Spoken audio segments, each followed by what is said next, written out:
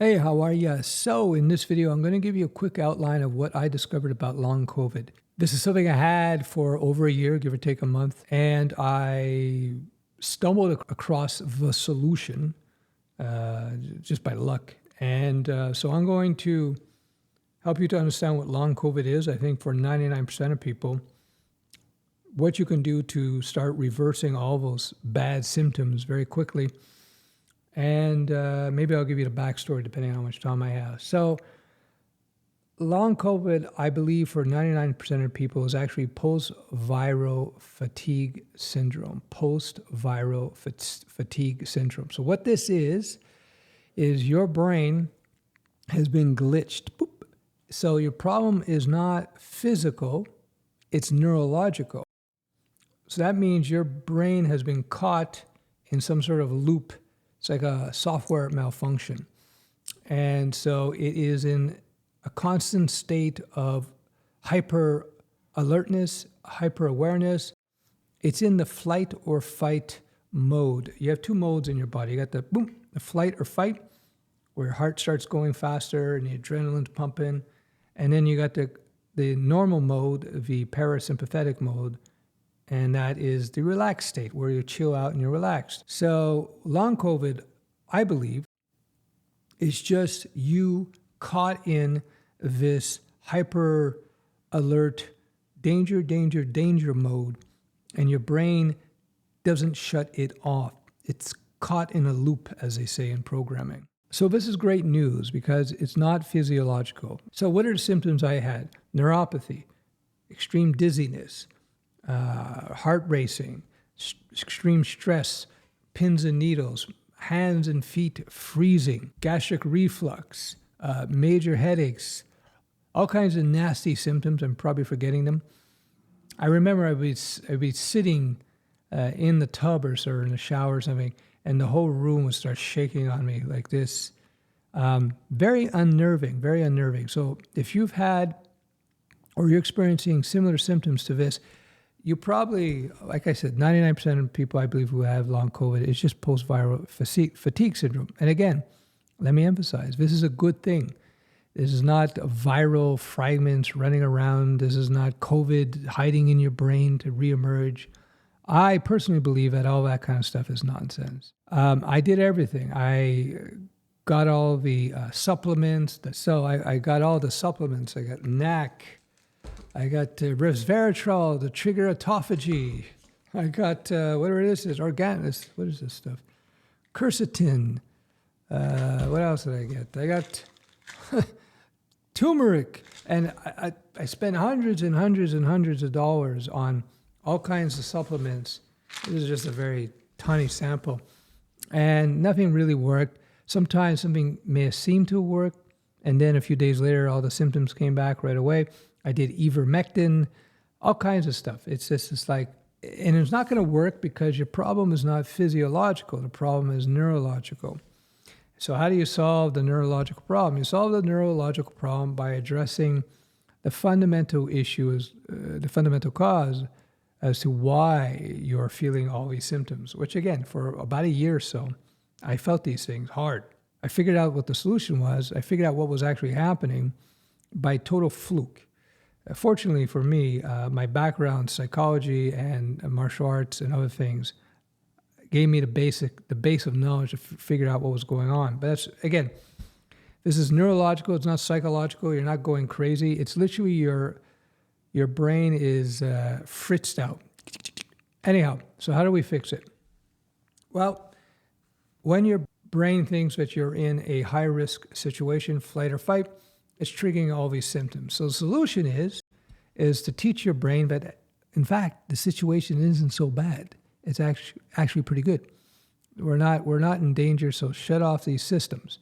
So the first thing you got to do is something that I guess you can broadly call mindfulness, which is a type of meditation where you become the observer of your symptoms without any expectation, judgment, any will to control it.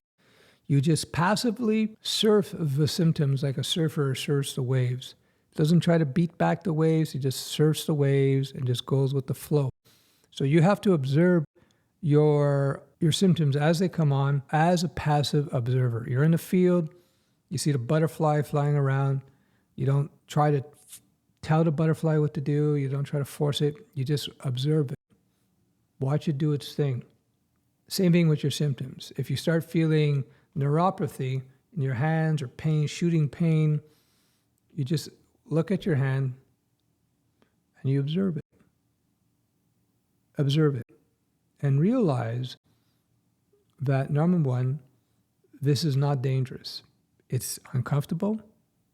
It could be nerve-wracking. But now that you know that these symptoms are merely generated by your nervous system, by your brain thinking that you're in some sort of trouble, you know that this is not actually a serious thing.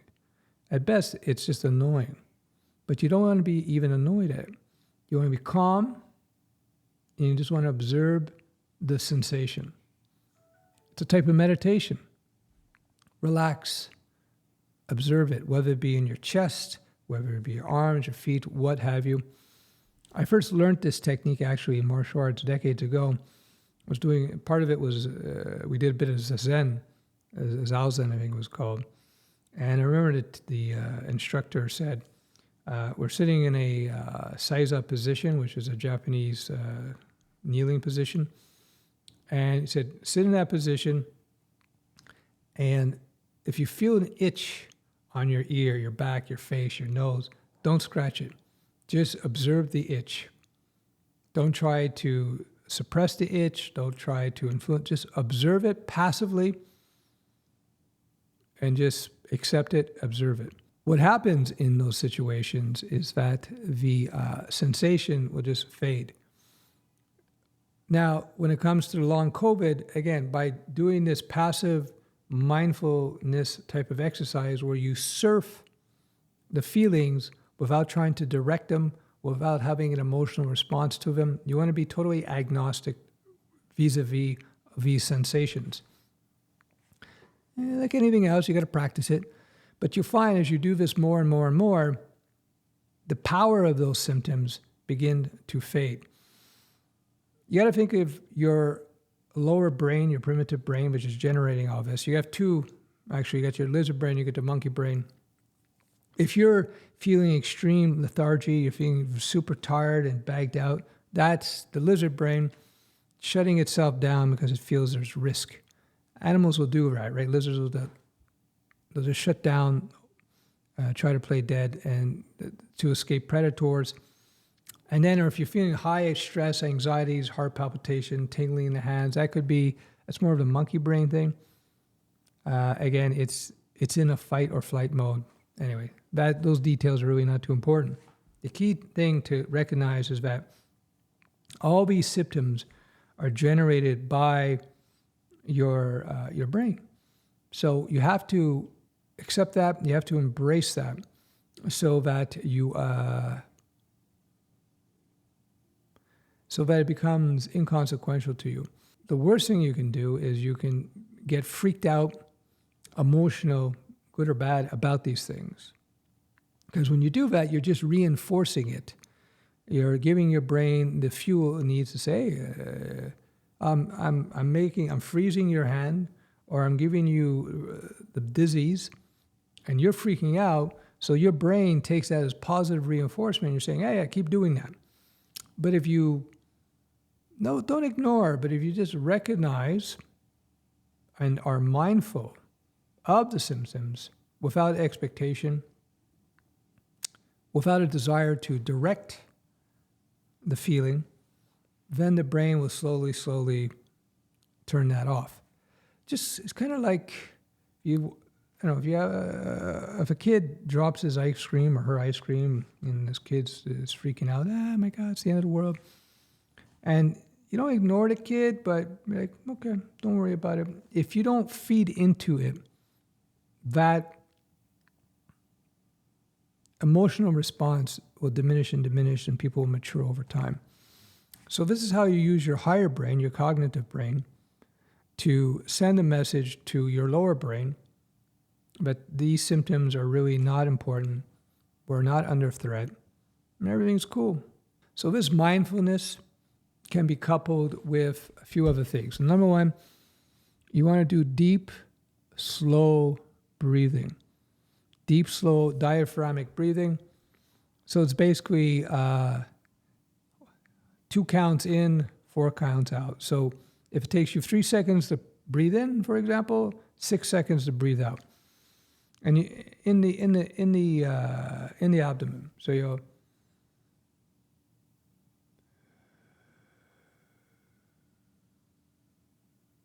that's one trick.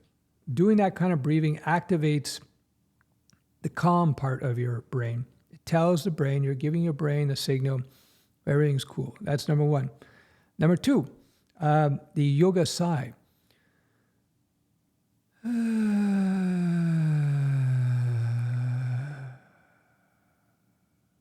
That is very calming, interestingly enough.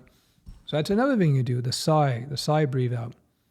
Another thing you have to understand is that the lower brain responds much more to your physiology than anything else. So if you're in a light mood, your facial expressions are calm and serene, you're sending a message to your lower brain that everything is calm and serene. The more it recognizes that things are calm and serene, your symptoms will die down accordingly. So you got to be calm and serene, not tense. So you got to just relax, calm face, calm thoughts.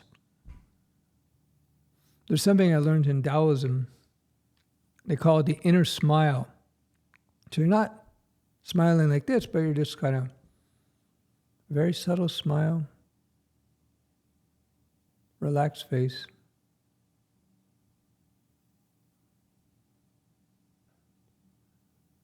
Slow breath.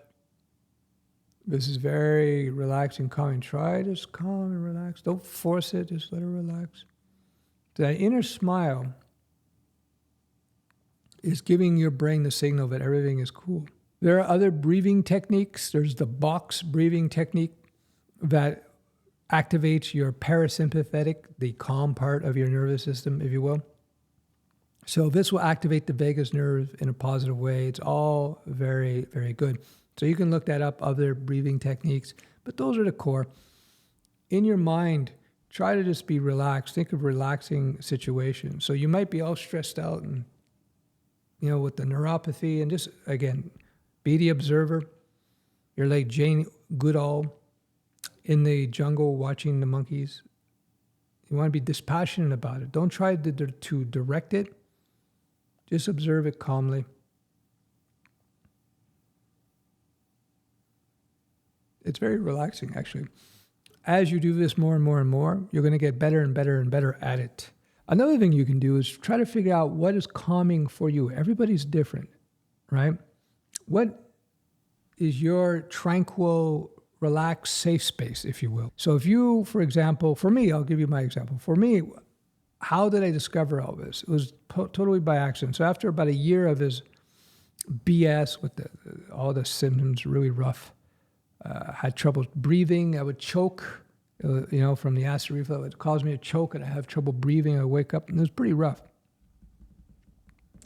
So one day, in the afternoon, it's like last summer or a year and a half ago, something like that. I was sitting at my desk, and the room's spinning. The room's doing this, rather. And I got the neuropathy, and feet are ice cold. It's just, I said, F that. That's it. I'm going biking. I love biking. So I'm going biking, and I'm really dizzy. And I figure I'm going to probably fall off my bike. But I said, I don't care. It's been over a year now. If I get killed, so be it. I've had a good life. So I get on my bike, and I start biking, and it's in the city. It's in a big city with millions of people. So I'm get on the bike, and I'm like, ooh, a little. And I start biking, and there's a mountain in the middle of the city. And I start biking up the mountain. And to my great surprise, I noticed that my symptoms started diminishing as I was biking. And as I started going up the slope, where you have to breathe heavier,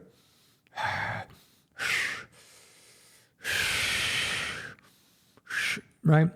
You understand the timing there, right? I started deep breathing because I'm just exercising. As I did more and more, all my symptoms started to phase. After a year, they started to fade. It was quite remarkable. And after a point, I think it was like 15 minutes, for the first time in like a year, all my symptoms were gone. Like, boop, put off the switch. I said, this is weird. This is interesting. So I started cluing into this. I have a background in psychology. That was my major in university. I'm not a psychologist, but it gave me some insight, plus my martial arts training. So I was biking. I biked up the mountain. I biked around for about 2-3 hours. And during that time, for the first time in about a year, I had no symptoms. It was like released from jail. One of the things I had anxiety about, which feeds into all this, was laying down, because as soon as I would lay down, the room would start shaking. I felt like in my bedroom, it was like I was in a box, and as soon as I would lay down, the room would randomly go pop, pop, pop, pop, pop, pop, pop, pop, or it would be swaying. It was really very uncomfortable. It was like being in a roller coaster, and the roller coaster is doing this. It was not cool. Anyway, so I'm in the park. It's like 2 hours, and I'm not feeling any symptoms. So I see a bench. I go, oh, park bench. So I said, we'll see what happens. So I lay down on a park bench, and no spins. I couldn't believe it. So anyway, so I get back home. I bike all the way home. As soon as I get into the condo, I sit down in my chair, like a switch. Boop, all the symptoms started coming back again. I knew right there and then the problem wasn't physical. It wasn't about chasing down viral fragments or spike proteins. It wasn't about the supplements. None of that. It was all neurological. So that's how I figured this out. I figured out the basis of this, and then I found a book. You can find my other posts on Facebook. I mentioned a book that helped look at, Healing Back Pain by Dr. Sarno. That's an interesting book where he discovered this whole mindfulness thing. I just described the basis of the exercise. What I want to emphasize in closing this video, what's super important is that you have to really internalize that these symptoms are not dangerous. They're not life-threatening. Number one, they're just nuisance. They're just a nuisance. Number two, you have to also internalize and recognize that these symptoms are not going to be resolved. They're not physiological. So they're not going to be resolved by taking supplements and so forth. They're going to be resolved through some of the exercises I just described. With one exception. I have found that carbs, processed foods, carbs, chips, sugars, breads, pastas, they can invoke depression. If you go to a very natural diet, I recommend high-fat meat, etc., vegetables. Get the processed sugars and foods. That will improve your mood, which will help in the process. But the key thing is the neurology, is the neurological issue. So you have to just basically train your brain. Anyway, so I started doing these mindfulness exercising, because that's a safe place for me. I used to be pretty athletic, and so my brain associates security with exercise. Also, the heavy breathing was the deep diaphragmatic breathing played a major role. So I started doing this stuff more and more and more. And next thing you know, Bob, your uncle, the symptoms diminished. It took about 2 weeks, but within 2 weeks, I was able to diminish my symptoms by about 90%. And they never really bounced back. There's this persistent underlying thing. Now, I got lazy because I was pretty functional at this point. If I would have been much more serious about my mindfulness, I could have got rid of the last 10% much more quickly. It took a lot longer to get that last 10% out of the system. Again, but that's because I became a slacker with regards to the training. So anyway, but just getting it down 90% was huge. There you go. So I would check out, you know what? I can show you that book I bought that was helpful. So here's the book. Breaking Breaking Free. You can get it on Amazon. There's an Audible version as well. So I would highly recommend this book. She outlines pretty much what you need to do.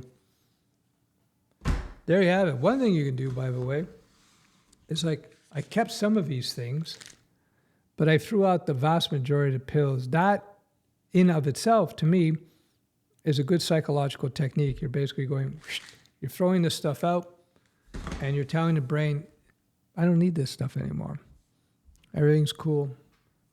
Again, you have to, very importantly, you have to acknowledge to yourself and accept that these symptoms are not really dangerous. I hope that helps. I got a phone call.